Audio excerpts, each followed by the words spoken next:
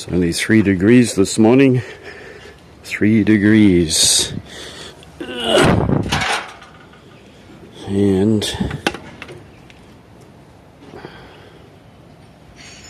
it's not a mark on the Neo-Phoenicia falcatas.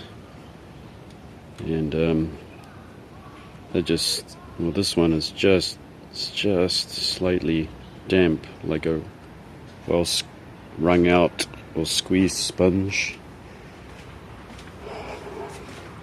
There's fog coming out of my mouth because it's quite cold. You have a look at these ones. You can see the sun is starting to reach them. This is a typical winter day. We're getting into winter. It's nearly December now. You can actually see a bit of frost. If I zoom in right there, you can see the beginnings of permafrost. And if you don't know what permafrost is, it's that frost that remains permanently under the ground and comes up like crystals of ice. So here they are, getting the sunlight, which is what I planned. This is their ideal position, is to get that very early, very early sunlight, which gets them through to the next night, which is another cold night and another. We're going to get temperatures in the winter. They can get close to -8. Very early hours in the morning, like 1 or 2 in the morning. You can hit, actually it's about 4 or 5 in the morning. You can get down to that. And these plants are pretty much dry now, their roots. And if we do get rain, it'll be very light, almost like a sprinkle of water, and it'll actually warm up. So the temperature will go back up a few degrees higher. So if it's perhaps a day that's about 10 degrees, it could go up to 15 degrees when it has that brief shower, because those showers come in from the Pacific, and they never come from the west of Japan, which is from China and Russia. So these plants are looking great. No foliage has fallen off. If you look at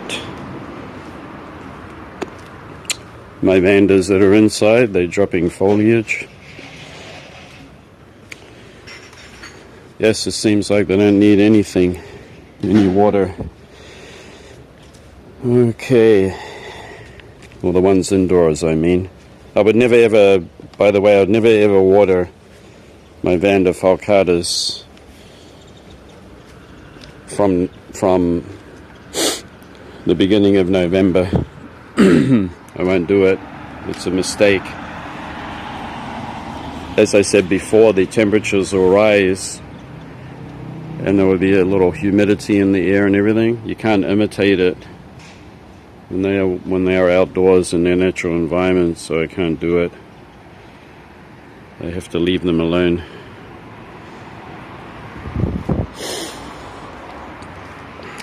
I got to remember to cover my haworthias. That's what I have to remember, because I forgot last night. I had a peek in there. I just got it a jar, the containers. Chrysanthemums are out. They're very fragrant. There's a nice big grasshopper sitting up on a chrysanthemum with his friend, riding on his back, her back. Is that your boyfriend? There's just a few of them around. I don't mind. I find it hard to kill them. I can't do it. I just move them. I pick them up and move them out to the grass there. If there's too many. Alright.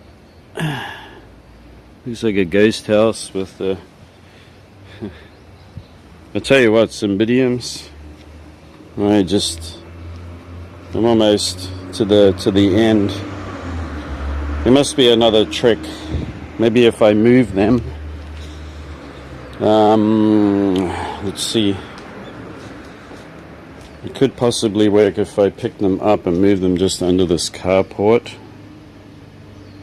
They might be just enough to make them flower and bloom. So I've got that option. I'm actually thinking about it seriously, because even under a carport like that, it can be significantly warmer or reduce the possibility of frost. So I'd really love to put them right here. I might move them there actually, and then I can monitor them. With having the shade cloth pulled over the top, I can't see. I have to keep pulling them out and messing with it. Alright, I think that's about it. All the rest of it you already know very well. The native Vanda falcatas, they're just a piece of cake. No problem. No amount of cold is going to hurt them. I expect that these will drop more leaves, and you know what, sometimes they just don't. They retain their leaves too, even when it gets super cold. I remember seeing nobile type dendrobiums. There was 4 pots of them hanging, possibly this size, and you know, every year they're almost within reach of the snow. The snow is just landing on the tips of the leaves, because it's just on a hurricane wire fence, and the street along there gets snow on it. And the temperatures get really cold. I remember seeing those leaves, how red they were, but the plant pulled through. There was no problem for it. If you just get those real cold temperatures where it's freezing and snowing, and it goes on for over a week, I think then they start to get damage. But if it's a brief snow like here, we're fine. So once again, these are hybrids, so I buy the hybrids and these nobile types, and whatever ones do the best, they do the best. And that's all there is to it. There's just some that don't. And that's all to do with the hybridizing. They have no idea, they can't guarantee anything that the plant's going to be hardy or it's going to be sensitive or weak. You just don't know that. But you do come to know the strongest of the nobile types, because other ones you see in the neighborhood, or you see them widely available, especially from people that are not commercial growers, they're just hobbyists, and you see how much of one Dendrobium nobile they sell, and usually they're the ones I buy. And if you see something that's very rare and doesn't come around very much, you can almost guarantee when you put it in my garden, winter comes around, it won't live. Yeah.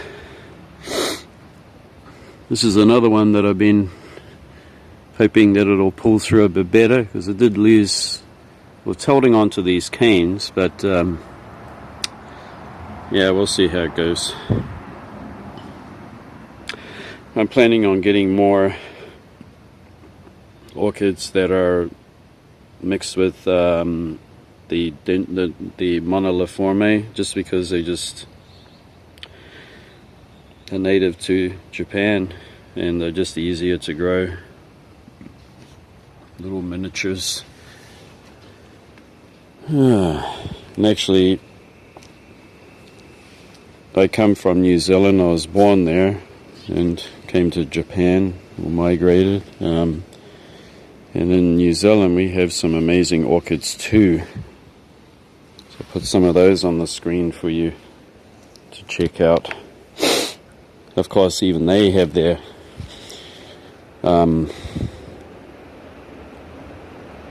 little climatic necessities that keep them healthy and alive.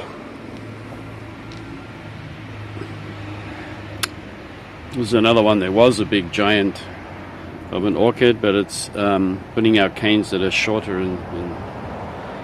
but that's typical of putting them on a mountain to the garden. They're going to get shorter and stubbier canes, which doesn't really matter. What matters is the flowering.